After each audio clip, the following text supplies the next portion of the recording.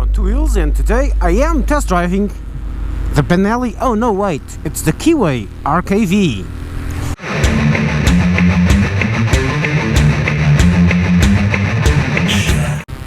And it's not that bad. I wanted to do this in the day. I tried doing it on Sunday. Ramemoto lent me this one for the whole weekend. I did a Portuguese test drive Saturday, and unfortunately Sunday was raining torrentially, and I was hoping that today, while I was going back there to give it back, it would be better, but it's not. So, about the bike. I'll talk about riding when I'm riding. I'm just going to talk about its cold starting. As you can see, it's not fuel injected, it's carbed. And it's got this annoying tendency that when it's not properly hot, it's really hard to keep stalling. Okay, this is a used one. It's got fucking hell. It's got like 2,000 kilometers on it. This look, ma, no hands. That's the choke. No, I've been running for 1 kilometer, 2 kilometers at least, and it's still stalling whenever I depress the clutch. Now, the choke is still halfway up. Okay, clutch and didn't stall. Cool. So this is a bit annoying. Might be this unit. Okay, it requires a bit more maintenance, and then it has these little annoyances. Another little annoyance, this part from the engineering part, so this is 100% Benelli's fault, is that the handlebars are too low. And by too low, I mean if I turn fully to the right, they hit my leg. I'm not a really tall bloke. I'm 1.74 meters tall, and if I turn the handlebar completely, it hits my leg. And it doesn't turn completely because my leg's in the way. So this is really engineered for some Asian dude which should be a lot smaller than me. Stereotype, but no, yeah, on average they are shorter and thinner, so this is probably engineered for that market. But then it has these European looks, and it looks really cool. I really like from here the way it looks like a horn, a bull with a couple of horns, which are the indicators, by the way. And other than that, the bike itself rides nicely. Okay, it's not a bad bike. It's a let's call it a medium bike for a very low price, and for that alone, I like it. However, there are a few issues with it. One's that this handlebar thing, it can be fixed if you just turn it forwards a little bit, just undo these 4 screws and just a couple of degrees forward, and it'll be okay. Okay, so that's not a big issue. Actually, I forgot to say that in the English video. In the Portuguese video, that you can obviously just retune the way this handlebar is done.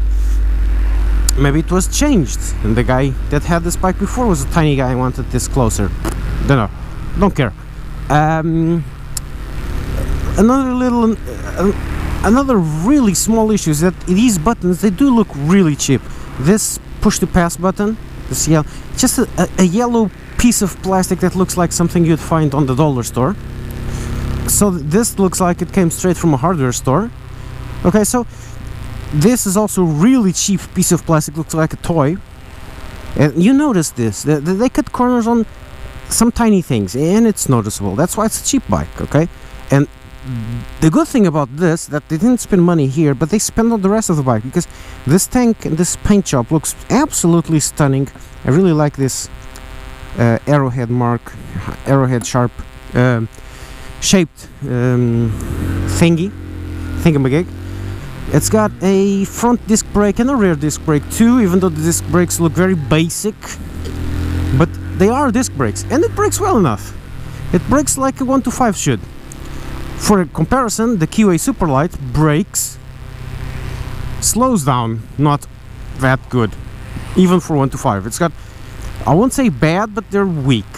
Brakes could be better on the Keeway Superlight. On this one, they're good. They're nothing spectacular. It's not the KTM Duke, okay? It's not the Duke 125, but they work. And you may be wondering, why am I going so slow here? That's the other issue with this bike, the tires. The tires are made by Cordial, and they're anything but cordial. They're horrible. They work good enough in the dry, I suppose. They might be a bit slippery even in the dry, but there's no issue. You're not going to be foot peg scraping, or you can if the road's hot, but Okay, they work in the dry, they're just normal tires in the dry, nothing spectacular, but not too bad. In the rain, however, man, I haven't had to follow other cars' tread marks because it's slightly drier in a long time. Okay, I had to ride on top of a sidewalk. It's a place near my house where they close off the street to make it one way, but the sidewalk's really low so that cars can step over it if they need to cross each other. And so when there's traffic, I just hop on the sidewalk part, which you can, and go on. And then at the end it becomes a sidewalk, and then I jump off. And just jumping off that sidewalk, just going diagonally off the sidewalk, I could feel the rear slipping. And I was just going down a sidewalk. It's really okay. These tires, if you ride in the rain, Brits, hear this, you have to change these. Okay, I'm sorry, Ramemoto, I know you guys like that I say only good stuff about the bike, but I have to be honest, these tires do not work in the rain. I'm going to try and brake up ahead and see just how much or how little grip I have, and see if I am mistaken or not. Oh god, I'm going to crash. This is going to be expensive. Whoa! No grip at all. I just slightly tapped the rear brake and off it went. And to help, I did not press the clutch, so I was trying to use the engine braking to help me moderate the braking, but no, instant lock up and slide. On the other hand, okay, you can slide the rear easily on this bike. You can lock up the rear tires easily because you have a disc brake on the rear and you have no grip in the rain. But even if you lock it, the rear one, it's no biggie. It's a well balanced bike. It works really well, actually. It corners really well. It's really light. It's actually a bit lighter than I like, because one of the issues, and this is personal preference, new riders will love it. I don't like it all that much. Doesn't inspire that much confidence. Look, I'm just hobbling my hips. See? It's so light, and I think the center of gravity is high up, and it's very concentrated in the center, so it's squiggly. You move your shoulders and it turns, okay? It's really light. And it's really reactive to any kind of input on the steering wheel, on the handlebars. Makes it good. Look, I'm barely touching it. And so it's really easy to ride. It's really easy to ride. But I like bikes to be slightly stabler. That's why I like the XJ6. It's a bit stabler. I really like the RC125. It's a lot stabler. Meaning you lean it into a corner, and I can't show you this because I am not going to lean this bike in any way, shape or form in the rain. But if you lean it into a corner, it goes easily, it does what you want, but it doesn't quite stay put. It's because any kind of input on the handlebars will make it move slightly. And so a new rider will not notice this because he won't be in tune enough.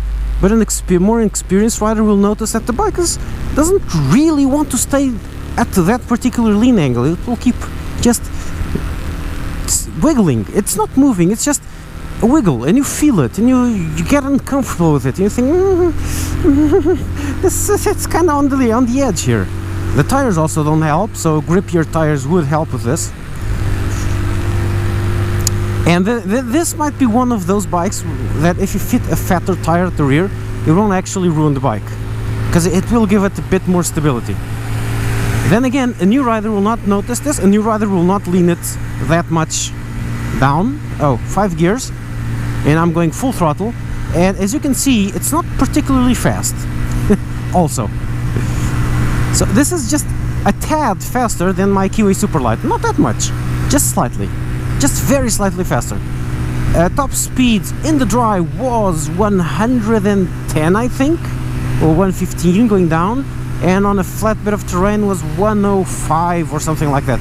So it's kind of comparable to the Keeway Superlight, just very slightly 3-4 kilometers per hour faster, and that's because I am pretty sure it's the same engine. I am pretty sure it is the same engine, same everything. Okay, so that makes sense. And on this one you can bend forwards, on the Superlight you can't, so that's the difference in top speed. It's me being able to get out of the airstream and making it slightly slipperier. So yeah, that's the bad parts.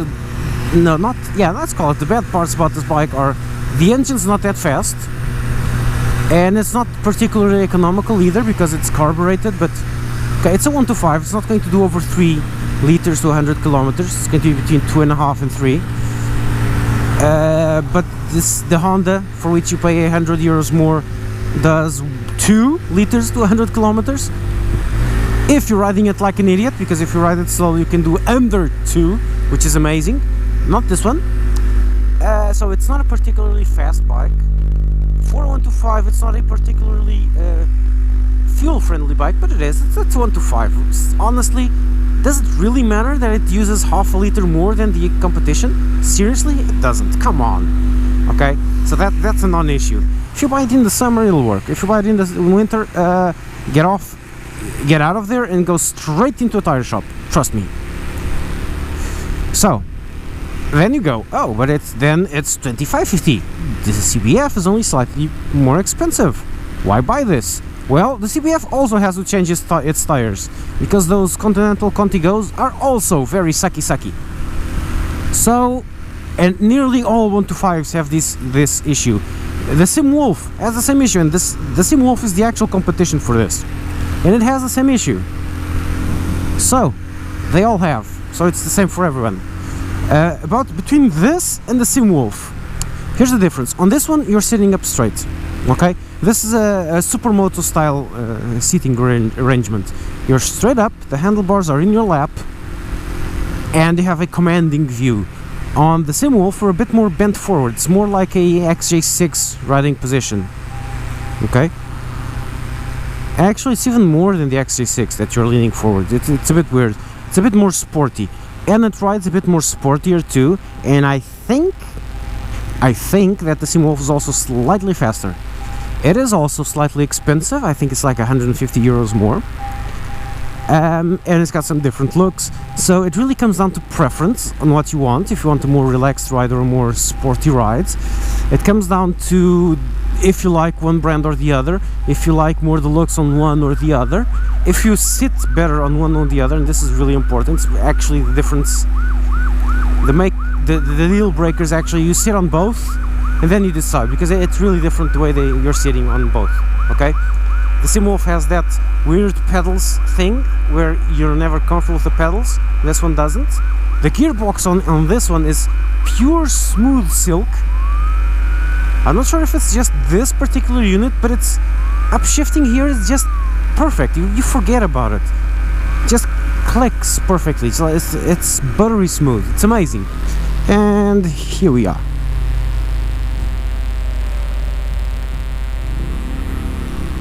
Oh boy, they're not open yet. Oh man, that sucks. Because I really need to go to work. Okay. Never mind that. Yeah, let's go for the walk around now. So this is the Keeway Superlights. I'm such a tool. The Keeway RKV 125. So it's pretty. It's actually pretty. And I like the whole bullish thing with the horns here in front. Word of advice, and I've seen several of them crashed. When you crash, not if, when, the indicator has this tendency to bend forward and smash the optics. So it's usually a new optic. So if you buy one, get a new optic as soon as you find one for cheap on eBay. This gets broken, and this usually also gets broken, but this gets broken for sure. Without this you can't really ride. And so let's do the front to back now. You have taken a look at it. You have your 100 width tire, Cordial, okay. The Saki tires, okay. They're decent in the dry, but in the wet, no. That's your front disc brake, and your rear disc brakes on the other side. Just hang on. Yeah, 2,000 kilometers. The guy didn't really turn it all that much. Neither did I, because when I went to test ride, the road was dry. It had been raining, so it was very green, very greasy, and very damp and cold. So I wasn't really going to overdo it. No ABS. It does have inverted suspension, and it does feel at the front. It does feel nice. That's one of the reasons it rides so nicely. because it really rides nicely. I couldn't show you because it was raining and I was really tense, but it rides really well. It's a really nice bike to ride. It's really easy to ride too, so it's very good for beginners, for absolute beginners. The fact that it doesn't really go that fast is actually good because it's never going to scare you. Okay, lets you have some fun but not too much, so it's a very good bike to start on. And you also learn some mechanical stuff, because you're going to have to keep on making sure it needs these bikes, these cheap bikes, need to be maintained. Okay, so that's the engine, the 125. That's the exhaust, which is really big, but this is more aesthetics than anything because it's a 125. Okay, this fat exhaust exit gives this nice note. Rear tire is a 130, also cordial, 130 70 17-inch rim. Front is also 17-inch rim. You have an LED tail lamp, which looks wonderful. Look at it.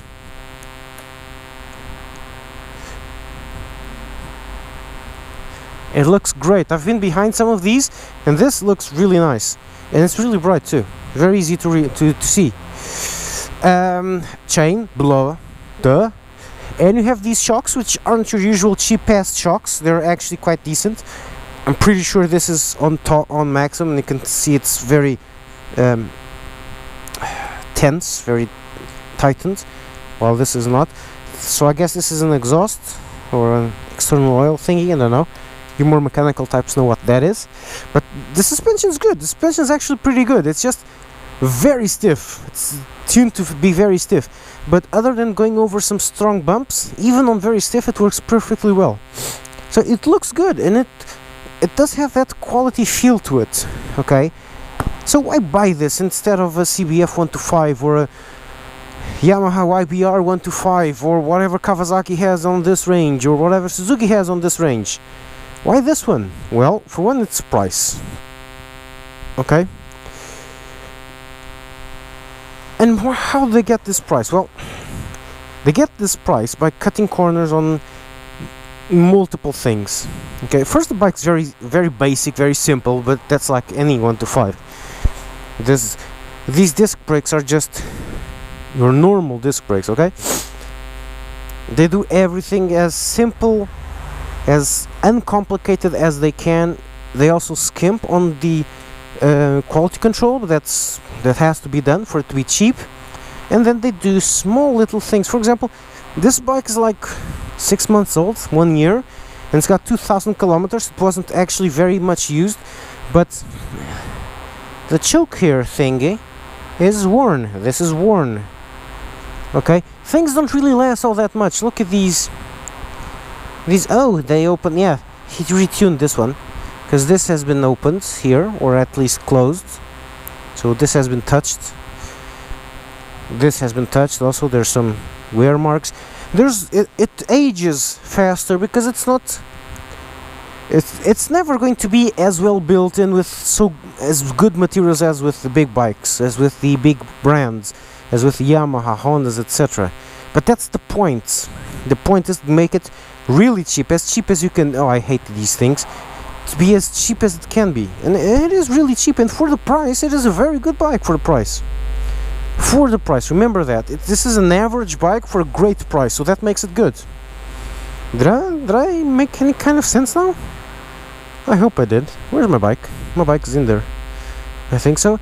It's really cheap, but it's a practical, it's a bike that actually works. So it is a bike for a low price. So if you want to start, this is a good option to start on. You have this one, you have the SimWolf. These two that I have tested, I liked both. Okay, they're both on par with quality, both on par with performance. Maybe I'll give the SimWolf a slightly upper edge, very slight. They have the same issues with the SimWolf, the same brakes that aren't really that good, but they work. They're just average brakes, bad tires, especially in the rain. So it's kind of like, it's very close to being the same product. Bom dia. So yeah, that's it. The Keeway RKV, it looks good, doesn't it? Oh, here's the dual filament lamps. Look, you can see the dual filaments there, but only the main one works. The other one is not doing anything. at any time. Let's try it out.